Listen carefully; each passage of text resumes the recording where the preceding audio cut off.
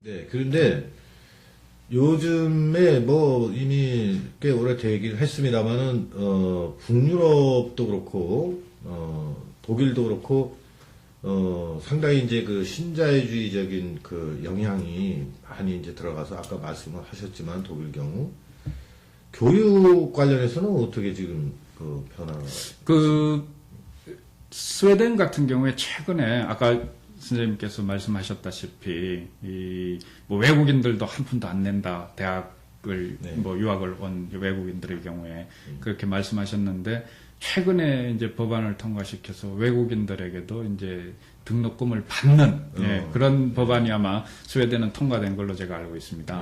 그 독일 같은 경우에는 사실은 그런 큰 차별성은 없지만 몇몇 대학들이 수년 전부터는 일반 그 수업료죠. 뭐 우리식으로 뭐 기성예비니 뭐 해가지고 등록금 차원이 아니라 그 튜이션페이에 가까운 수업료를 일부 납부를 하고 있죠. 한 70여만 원 정도 한 학기에. 그러니까 아주 우리에 비하면 아주 미미한 수준이지만 이제 그런데 그 등록금을 이제 소위 이제 등록금보다는 수업료를 받는 일부 자치주들이 주로 이제 뭐 보수당들이 이제 그 째대우죠. 기민당 보수 계열의 정당이 뭐 연합 정부를 구성하고 있는 그러한 주들에서 뭐 먼저 시작이 된 측면이 있죠. 그리고 아직은 3인당 계열이 잡고 있는 정권을 잡고 있는 주들에서는 등록금 도입이 아직도 유보된 상태고 그게 뭐 헌법재판소에서 연방의 문제가 아니라 자치주의 그 일임한 상황이기 때문에 지방 자치의 교육재정과 이제 연결돼 있는 문제인 거죠. 그런데 이게 뭐 추세는 어떻게 될 것 같습니까? 앞으로 더 등록금이 늘어날 것 같습니까? 아니면? 아니, 그런 뭐 지금 우리처럼 또는 미국의 일부 사립대학처럼 이제 그런 방향으로 나아가지는 저는 않을 것이라고 생각을 그럼 합니다. 대체로 독일의 그 주들 중에 지금 등록금을 그 일부나마 받는 데가 어느 정도 됩니까? 절반 정도 되나요? 절반 가까이 뭐 일부 뭐 우리가 정치적 지형상 뭐 남부 지역 그다음에 일부 그 헤센주라든지 중부 지역 이제 그 정도고 뭐 구동독 지역이라든지 이쪽에서는 뭐 아직 뭐 먼 미래의 일인 걸로 지금 현재는 알려져 있는 것이죠. 그러면 우리나라 이 등록금에 비하면 반도 안 되는 거 아닙니까? 반도 안 되고 뭐 거의 이제 아주 미미한 수준인 거죠. 5분의 1? 5분의 1 정도 되는데 그것조차도 상당한 이제 사회적 홍역을 치렀죠. 그 학생들이 이제 그것조차도 우리는 뭐 납부할 수 없다고 해서 서명운동이라든지 90년대 중반에서 계속적으로 이제 사회적 저항을 했던 상황인 거죠. 그러니까 이제 그것이 뒤집어서 얘기를 하면 이제 말하자면 독일의 그 이 사회민주주의 복지 정책의 결과로서 결과로서 이제 그 등록금이 없어진 이런 건데 근래는 이제 그 사민주의적 복지 정책이 교육 부문에서 상당히 이제 이 보수가 집권하고 있는 쪽에서는 약간 밀리고 있다. 그 상황이네요. 근데 뭐 최근에 뭐 이런 교육 문제라든지 또는 뭐 여러 가지 전반적으로 유의미한 뭐 변화랄까 앞으로 뭐 어떤 식으로 또 방향이 급진전될지 모르는 상황들이 최근에 와서 뭐 일본의 지진 이후에 쓰나미 이후에 핵위기 뭐 이런 것들이 지구적 이게 가장 우리가 가깝게 느끼는 뭐 지구와의 표본이 아닌가 뭐 환경재앙이라든지 이런 것들은 뭐 일국의 문제가 아니지 않습니까? 그것처럼 이제 그런 것들이 이제 정치적 지형에 미치는 것이 우리 사회는 뭐 크게 뭐 지금 가장 가까운 국가임에도 불구하고 그냥 뭐 언론에서 쉬쉬하고 그다음 별 문제 없는 것처럼 이렇게 이제 그냥 뭐 심정적으로는 문제 있지 않을까 이런 정도에 그쳐 있는데 독일은 벌써부터 뭐 3월부터 시작된 상황에서 심도 있게 논의를 하고 있고 그 결과로서 독일 같은 경우에는 제가 알고 있기로 이제 선거에서도 영향이 4월 13일 아마 가장 최근의 여론조사죠.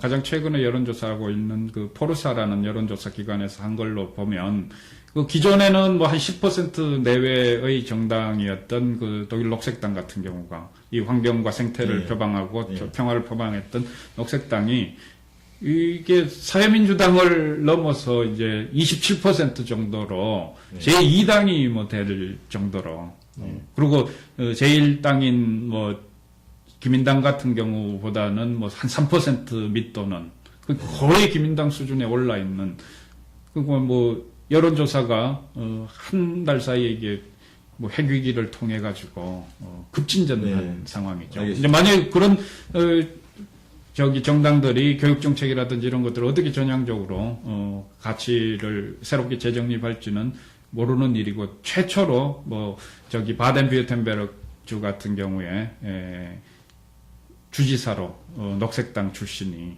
당선된 3월 말의 그 경험이죠. 네, 알겠습니다. 우리나라에도 그 일본 지진 그다음에 핵 문제 이런 것 때문에 사실 예민한 영향을 일으켰는데 예를 들면 이제 삼척에 이제 핵 발전소 설치를 하려고 하는데 그쪽에서도 심하게 논란이 됐죠. 예. 그래서 그것이 이제 지구하다 독일에서만 그런 게 아니라 그쵸. 이게 한 바퀴 돌아서 이제 한 번 더 돌아왔거든요. 예. 그래서 근데 이제 이게 원래 이 녹색당 얘기를 하셔서 뭐 그렇지만은 이게 이제 사실은 삼인주의에서 이게 에너지 정책 하고 직결되는 문제거든요. 우리나라도 그렇지만. 예, 사실은 제가 말씀드리고 싶은 예. 것은 독일의 사회민주당 같은 경우에 그 이전 정부에 그러니까 지금 현재는 보수적인 기민당 정권이 연립정부를 구성하고 있는데 그 전에 사회민주당이 녹색당과 연립정부를 구성했던 시기에 제2기 시절에 독일에서 핵에너지를 아웃시켜버리겠다라고 이제 법안화 시켜놓았습니다, 이미. 예, 2017년 이때, 완전히 이제 독일 땅에서 핵에너지는 없다. 이런 선언을 했는데, 보수당 정권에서 이것을 연장하는 법안을 통과시킨 것이 또, 지금 현재 핵위기 상황에서는, 핵에너지 위기 상황에서는. 알겠습니다. 우리는 어떻게 해야 돼요? 우리 한국의 그 사회민주주의적인, 에너지, 핵 정책을 한다. 그러면 어떻게, 아까 제가 입장이 뭐냐, 분명히 해라고 그랬는데, 이 점도 좀 분명히 좀 얘기를 해 주시죠. 기본적인 방향은 저는 핵 에너지는 아니다라고 일단 말씀드리고 싶습니다. 이것도 똑같은 얘기입니다. 너무 경제적으로 비용을 적게 투자해서 많은 에너지 양을 뽑아내는 것이 핵이다. 이렇게 해서 에너지 산업의 한 축으로서 MB 정부 들어와서 아랍의 에너지를 발전소 핵에너지를 핵 발전소를 건립한다 이 플랜테이션을 수주한다 이것을 사회적으로 이제 선전하고 있는데 결국은 만약에 지구적 상황에서 이게 재앙적인 부분으로 해서 지구에서 핵에너지를 몰아내는 캠페인이 보편화된다고 우리가 이야기할 수도 있는 상황이지 않았습니까? 이제 그런 상황에서는 이게 심각한 경제적 발전의 어떤 이 족쇄로서 오히려 더 작용할 수가 있는 것이죠. 만약에 이 방향으로 틀었다면. 주력 산업. 알겠습니다. 근데 그런 게 동시에 지금 이제 우리가 그러면은 아까 반값, 등록금 이런 것도 그렇고 이런 핵, 문제도 그렇고 이런 문제들을 이제 해결을 하기 위해서 이제 필요한 그런 조건들이라든지 이런 것들이 있을 텐데, 그런 쪽으로 좀 얘기를, 종합적으로 좀 해주셨으면 좋겠어요. 예. 제가 이제 한 가지만 말씀드리면, 근래 이제 이 일본, 핵 문제 때문에 이제, 우리나라가 지원도 해주고 그랬는데 독도 문제니 교과서 문제니 이런 것도 자꾸 나온다고 얄밉다고 지금 일본을 도와줘야 되냐 근데 뭐 우리는 그래도 도와줘야 된다. 뭐 이런 여론이 우세하고 그러니까 또 일각에서는 뭐라 그러냐면 중국은 할 말 다 하고 말이지 핵 오염된 그 물을 그냥 허가 없이 그냥 막 버려가지고 이게 이제 돌고 돌아가서 이제 이쪽 서해로도 온다 뭐 이런 얘기도 있는데 그래서 중국처럼 해야 되는데 뭐 이런 얘기하는 사람도 있고 또 한편으로는 그렇지만 잠깐만요. 또 한편으로는